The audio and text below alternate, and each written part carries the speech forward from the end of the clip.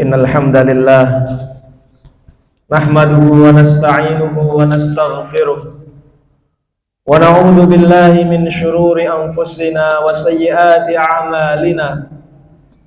Man yahdihillahu fala mudilla lahu wa man yudlil fala hadiya lahu.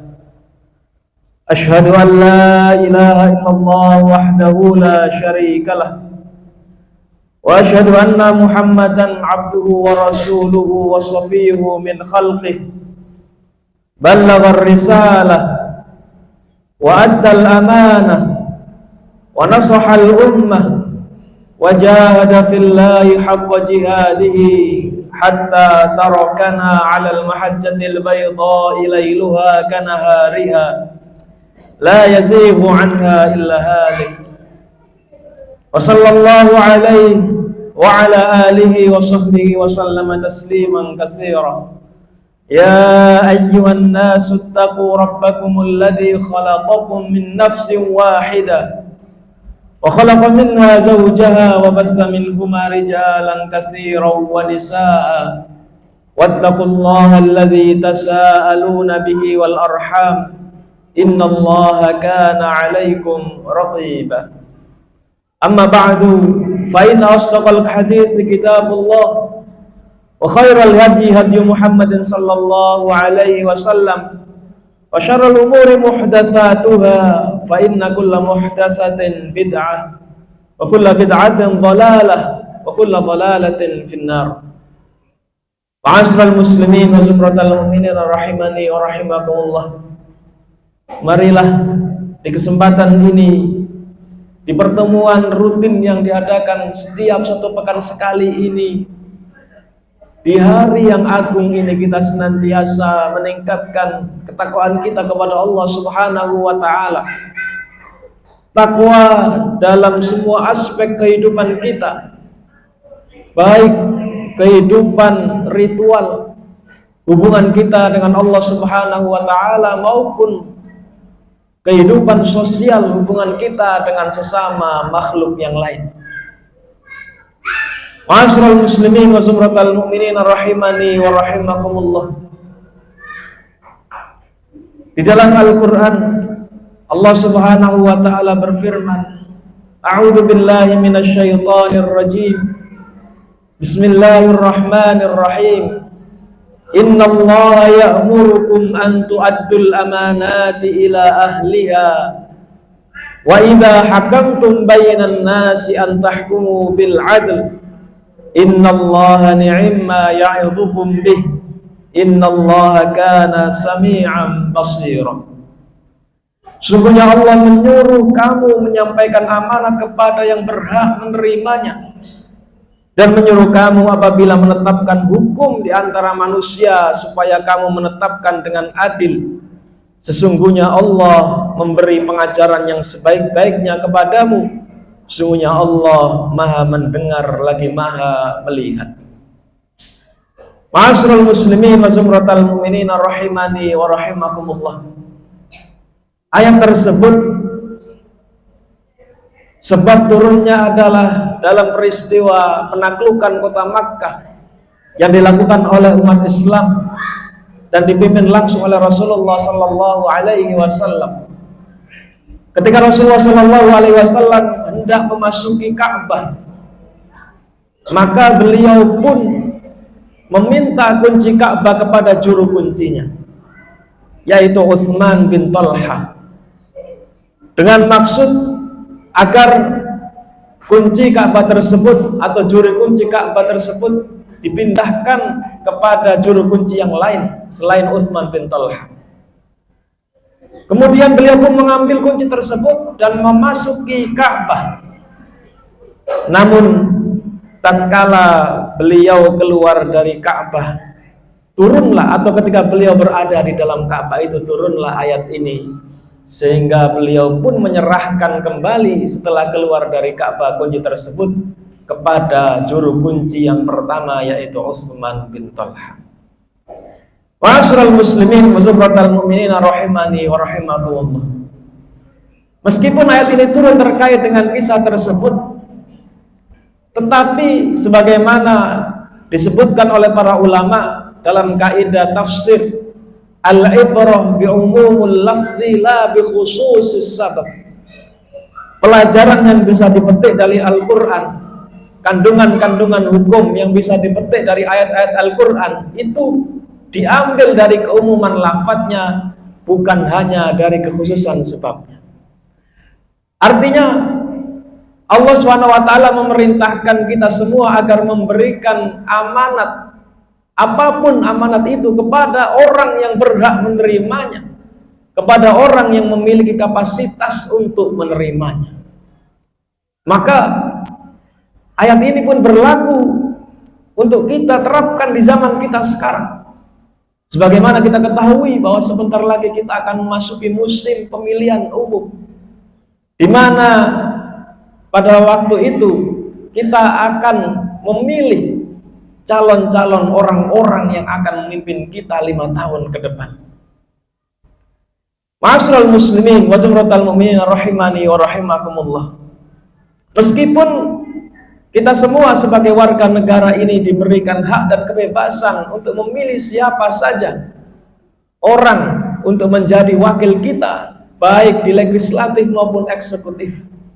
Namun yang perlu kita pahami adalah agama Islam mengarahkan kepada kita, Rasulullah mengarahkan kepada kita agar kita jangan main-main dalam memilih pemimpin.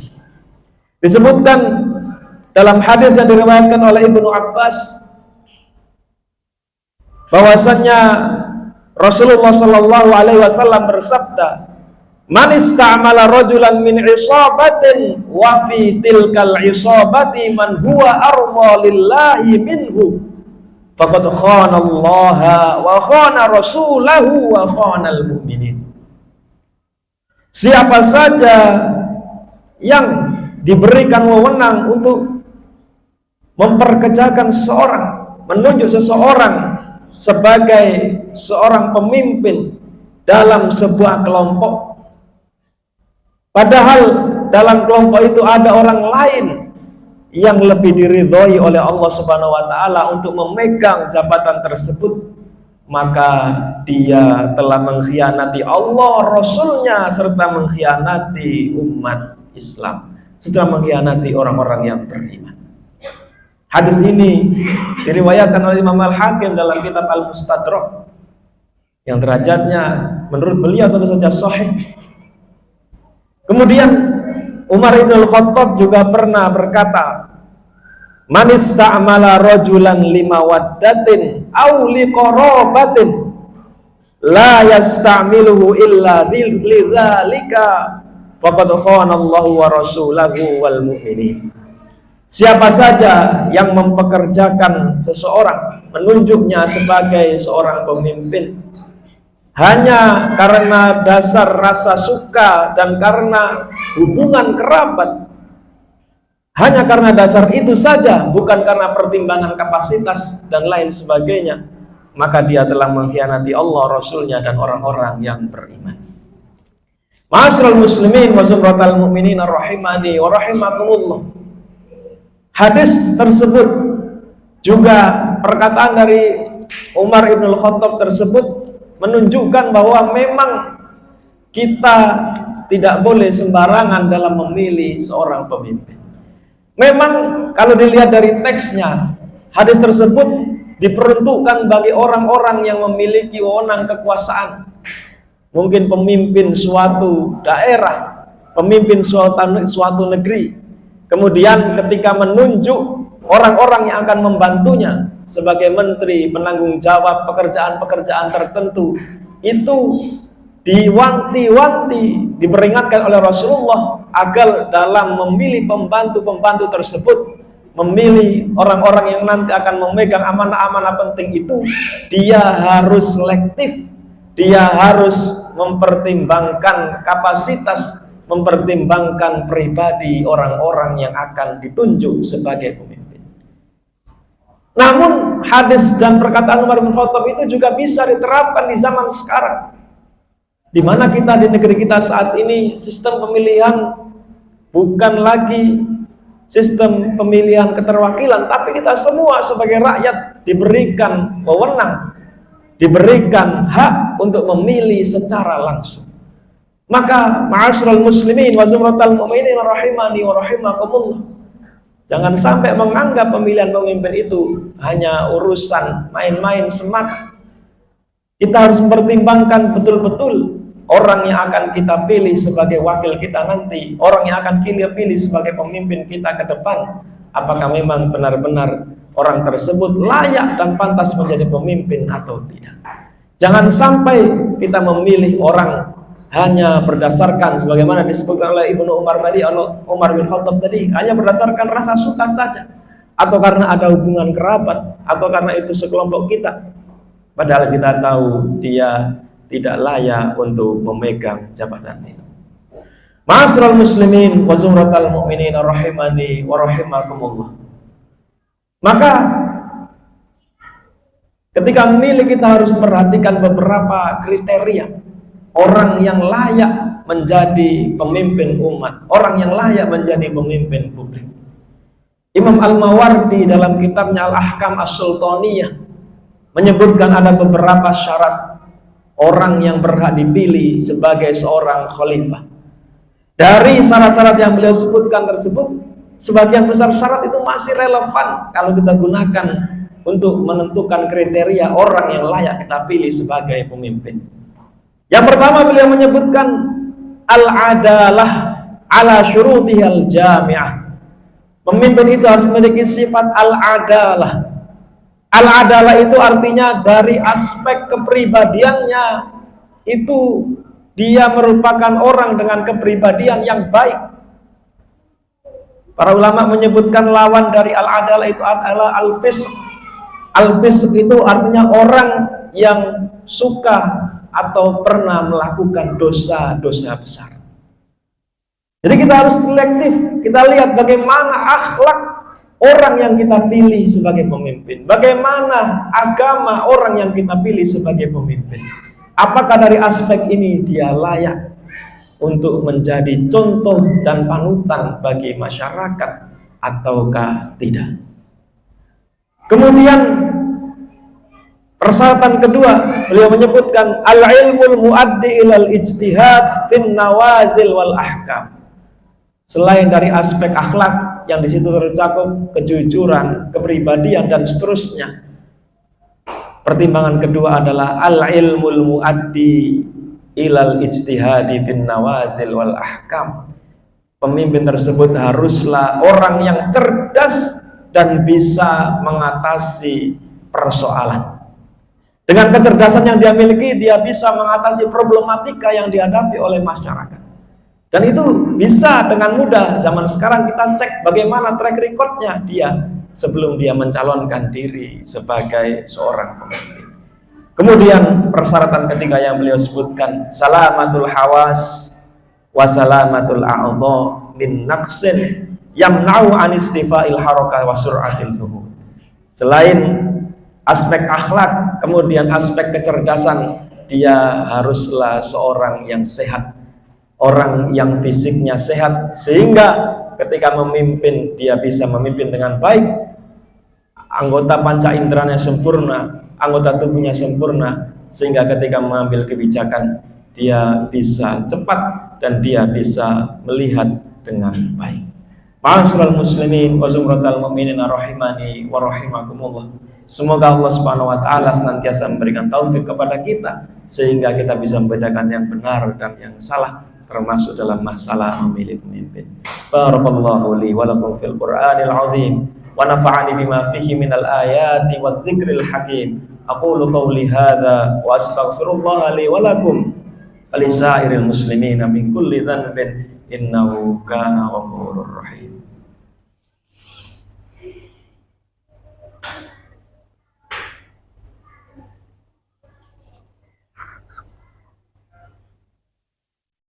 Alhamdulillah, alhamdulillahilladzi arsala rasulahu bil huda wa dinil haqq liyudhhirahu 'ala ad-dini kullihi wa kafaa billahi shahida.